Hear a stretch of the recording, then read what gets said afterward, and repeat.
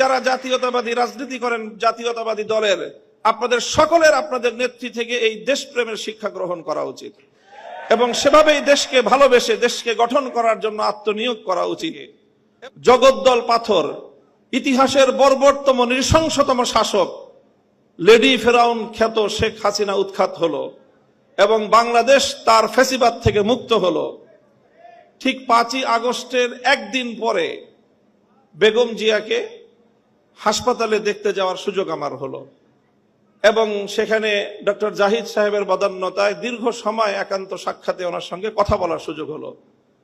চিন্তা করেন, যেই মহিলা অশীতিপর বয়সে জীবন মৃত্যুর সন্ধিক্ষণে দাঁড়িয়ে যার দ্বারা এমনভাবে নিগৃহীত হয়েছেন, অপমানিত হয়েছেন, নিজের প্রিয় বাস্তুভিটা তাকে ছাড়তে হয়েছে এবং জীবন মৃত্যুর মাঝামাঝি দাঁড়িয়ে বছরের পর বছর কারাগারে তাকে নিক্ষিপ্ত থেকে মৃত্যুর প্রহর গুনতে হয়েছে, যার উপর অত্যাচার এবং নির্যাতনের কোনো সীমা ছিল না, সেই বেগম জিয়া যখন জানতে পারে তার সামনেই তো ঘটছিল বাংলাদেশের এই পরিবর্তন, পট পরিবর্তন, শেখ হাসিনার এই পতন, স্বাভাবিকভাবেই তখন তো তার সঙ্গে কথা বললে প্রতিক্রিয়ার মধ্যে শেখ হাসিনার কিছু পর্যালোচনা, শেখ হাসিনার শাসনামলের কিছু জুলুম নির্যাতনের কিছু বিবরণ, তার ক্ষোভ, তার দুঃখ, মর্মবেদনার কিছু গল্প উঠে আসার কথা।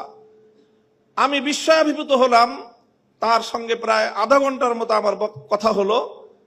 তিনি আধা ঘন্টার মধ্যে একবারও শেখ হাসিনার নাম উচ্চারণ করেননি। তিনি পূর্ণ সময়টায় দুটি কথা বলেছেন।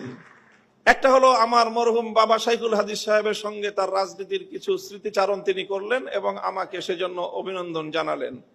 আর দ্বিতীয় আরেকটি কথাই তিনি বারবার বললেন।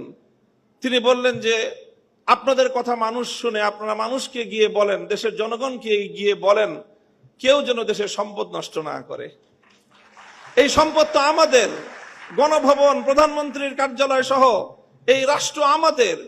মানুষকে শুধু একটা কথা বলেন, যেন কেউ এই রাষ্ট্রের কোনো সম্পদ নষ্ট না করে। আমি অভিভূত হলাম যে এই পরিস্থিতিতে একজন মানুষ, তার কিন্তু নিজের অতীত জীবনের দুঃখ কষ্ট নিয়ে কোনো ইতিহাস তার মনে নেই, তার শুধু মনে দেশপ্রেম, মানুষের ভালোবাসা, দেশের সম্পদের ভালোবাসা, দেশটা যেন এগিয়ে যেতে পারে। আমি মনে করি যারা জাতীয়তাবাদী রাজনীতি করেন, জাতীয়তাবাদী দলের, আপনাদের সকলের আপনাদের নেত্রী থেকে এই দেশপ্রেমের শিক্ষা গ্রহণ করা উচিত এবং সেভাবেই দেশকে ভালোবেসে দেশকে গঠন করার জন্য আত্মনিয়োগ করা উচিত।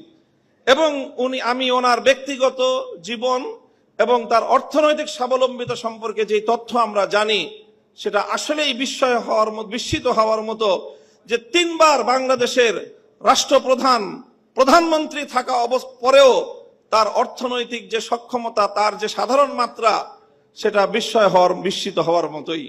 কাজেই সেই চেতনা থেকে, সেই প্রেরণার দ্বারা আপনারা রাজনীতি করবেন, এটা জাতীয়তাবাদী ছাত্র দলের সকল নেতাকর্মীর প্রতি আমার উদাত্ত আহ্বান থাকবে। দ্বিতীয় আরেকটি কথা আমি বেগম জিয়ার উদ্ধৃতিতে আজকের এই মঞ্চে আমি উচ্চারণ করতে চাই। দেখেন, দীর্ঘ একটা সময় একসঙ্গে আমরা যুগপৎ রাজনীতি করেছি, জোটবদ্ধ রাজনীতি করেছি, আন্দোলন করেছি, সরকার গঠন করেছি। আমি একটি ঐতিহ্যবাহী রাজনৈতিক, ধর্মীয় রাজনৈতিক পরিবারের সন্তান। আমাদের রাজনীতির মুখ্য উদ্দেশ্য হলো আল্লাহর জমিনে আল্লাহর দ্বীন প্রতিষ্ঠিত করা, আল্লাহর জমিনে খেলাফত ব্যবস্থা কায়েম করা। এটাই হলো আমার রাজনীতির মূল দর্শন। তবে আপনারা যেই রাজনীতি করেন, সেই রাজনীতির সাথে আমাদের রাজনীতির কিছুটা পার্থক্য আছে। সেই পার্থক্যের জায়গাটুকুও বুঝতে হবে এবং সেখান থেকে আপনাদের দায়িত্ব এবং ভূমিকার কথাও আমি বলছি, আমার বক্তব্য দিয়ে নয়, বরং আপনার নেত্রীর উদ্ধৃতি দিয়ে। বেগম জিয়া আমাদেরকে বলেছেন অনেক সময় যে, দেখেন হুজুর, আমরা ইসলাম প্রতিষ্ঠার রাজনীতি আমরা করি না, তবে আমাদের পরিষ্কার অবস্থান হলো এই যে আপনারা যদি ইসলাম প্রতিষ্ঠা করবার জন্য দেশে রাজনৈতিকভাবে সামনে অগ্রসর হয়ে যেতে পারেন, আমাদের বিএনপির পক্ষ থেকে সহযোগিতা পাবেন, বিরোধিতা পাবেন না। এই যে আজকে হাবিবুন নবী খান সোহেল ভাই যে কথাটা বললেন, অনেকেই বিএনপি এবং আওয়ামী লীগকে এক পাল্লায় পরিমাপ করে। আমি মনে করি এটা অনেক বড় অবিচার। আওয়ামী লীগ ইসলামিক রাজনৈতিক সংগঠন নয়, বিএনপিও ইসলামিক রাজনৈতিক সংগঠন নয়। তবে এই দুটির মধ্যে ঐতিহাসিক অনেক ব্যবধান রয়েছে। সেই ব্যবধানটার কথা আমি আরেকটা উদ্ধৃতি দিয়ে একটু স্মরণ করিয়ে দিতে চাই। বাংলাদেশ জাতীয়তাবাদী দলের একজন মরহুম নেতা, সাবেক মন্ত্রী চৌধুরী কামাল ইবনে ইউসুফ, আপনাদের অনেকের নাম মনে থাকার কথা। তার একটা উদ্ধৃতি, তিনি একদিন এক প্রসঙ্গে বলেছিলেন, একটা কথা বলতে গিয়ে বিএনপির প্রতি তার নিজের যে অধিকার, সেই অধিকার সাব্যস্ত করতে গিয়ে বলেছিলেন যে বেটা আমি 200 বছর ধরে বিএনপি করি। কি বলেছেন? 200 বছর ধরে আমরা বিএনপি করি। আপনাদের অনেকের মনে প্রশ্ন জাগতে পারে, বিএনপি তো প্রতিষ্ঠিতই হলো স্বাধীনতার বেশ পরে শহীদ জিয়াউর রহমানের হাত ধরে, আর চৌধুরী কামাল ইবনে ইউসুফের বয়স কত? 60-70 বছর। তো বিএনপিও তো 50 বছর আগে জন্ম নেয় নাই, চৌধুরী কামাল ইবনে ইউসুফের বয়সও 50 বছর নয়। তো ওই বেটা কিভাবে 200 বছর ধরে বিএনপি করে? আপনাকে বিএনপির ঐতিহাসিক রাজনৈতিক ধারাটাকে আপনাদের অবশ্যই ধারণ করতে হবে। চৌধুরী কামাল ইবনে ইউসুফের এই বক্তব্যের মূল কথা ছিল এই, যদি আমরা আমাদের এই জনপদের অতীত রাজনীতির ইতিহাস পর্যালোচনা করি, তাহলে সবসময় আমরা এদেশে দুটি ধারা লক্ষ্য করতে পাই। সেই অবিভক্ত ব্রিটিশ আমল থেকে যখন ঢাকা বিশ্ববিদ্যালয় প্রতিষ্ঠার ঘোষণা এসেছিল, যখন ঢাকাকে কেন্দ্র করে পূর্ববঙ্গের উত্থানের ঘোষণা এসেছিল, যখন মুসলিম জাতিসত্তা প্রতিষ্ঠার ঘোষণা এসেছিল, তখন এই বঙ্গ অঞ্চল থেকে কিছু মানুষ তারা ঢাকা বিশ্ববিদ্যালয় প্রতিষ্ঠার বিরোধিতা করেছিল। তারা ঢাকাকে কেন্দ্র করে পূর্ববঙ্গের উত্থানকে ঠেকিয়ে দিতে চেয়েছিল, যারা মুসলিম জাতিসত্তার বিরোধী ছিল। এই ঐতিহাসিক ধারা সেই ব্রিটিশ আমল থেকে চলে এসেছে।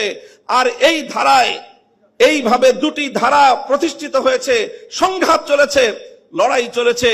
একটি ধারা ছিল পূর্ববঙ্গ কেন্দ্রিক এই বাংলাদেশী জাতীয়তাবাদ তথা মুসলিম জাতীয়তাবাদের, মুসলিম জাতিসত্তা গঠনের যে ঐতিহাসিক ধারা, এই ধারার যারা রাজনীতি করে জাতীয়তাবাদী দল বিএনপি সেই ধারারই প্রতিনিধিত্ব করে। কাজে বিএনপিকে যেমন এই কথাটা মনে রাখতে হবে, যারা বিএনপির সমালোচনা করে তাদেরকেও এই কথাটা মনে রাখতে হবে। বিএনপি এবং আওয়ামী লীগ কেউই ইসলামী রাজনীতি করে না, বরং তাদের রাজনৈতিক ভিন্ন দর্শন রয়েছে।